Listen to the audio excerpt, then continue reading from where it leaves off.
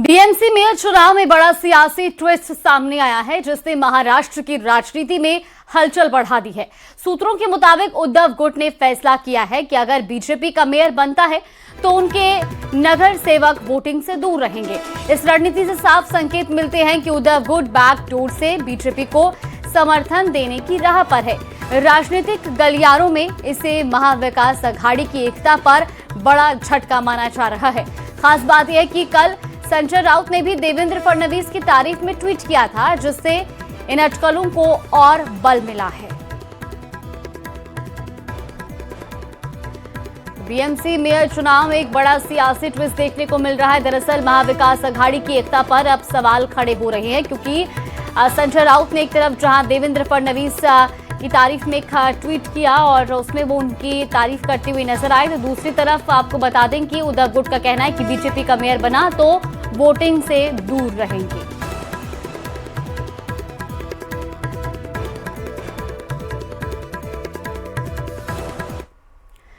तो देश की सबसे बड़ी नगर पालिका बीएमसी का मेयर कौन होगा, इसको लेकर सस्पेंस बना हुआ है। बीएमसी में बीजेपी और एकनाथ शिंदे गुट वाली शिवसेना के गठबंधन महायुति को स्पष्ट बहुमत हासिल हो चुका है, लेकिन अब भी मुंबई के मेयर को लेकर कोई फैसला नहीं हो पाया।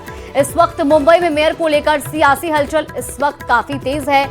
महाराष्ट्र के उप मुख्यमंत्री और शिवसेना प्रमुख एकनाथ शिंदे ने अपने 29 पार्षदों को मुंबई के एक लग्जरी होटल में ठहराया है।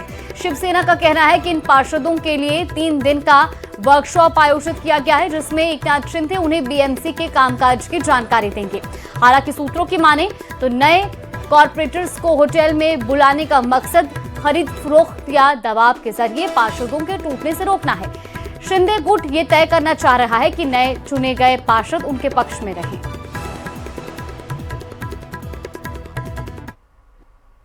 ये जो जीत है महाराष्ट्र में शिवसेना को सेकेंड लार्जेस्ट पार्टी के रूप में मिली है, इसलिए मैं कहूँगा मैं हमारे हिंदू हृदय सम्राट बाला साहब ठाकरे जी के आशीर्वाद से और हमारे देश के प्रधानमंत्री नरेंद्र मोदी जी के मार्गदर्शन में ये शिवसेना को बड़ी जीत पूरे राज्य में मिल गई है। Second largest party Shiv Sena Bharatiya Janata party के बाद सेकेंड लार्जेस्ट पार्टी के रूप में उभर चुकी है। इसका भी मुझे बेहद आनंद भी है, बेहद खुशी भी है। ठाणे, कल्याण, डोंबिवली, उल्हासनगर सगळीकडे महायुतीचाच महापौर होणार, मुंबईत पण महायुतीचा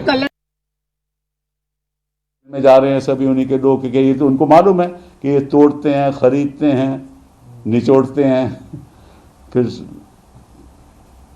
इनको कहते हैं कि अच्छा ये कर देंगे वो कर देंगे। बाकी पीछे पर्दों के पीछे क्या होता है ये तो हम अनुमान ही लगा सकते हैं, लेकिन जो पहले हुआ है वो दोबारा होगा।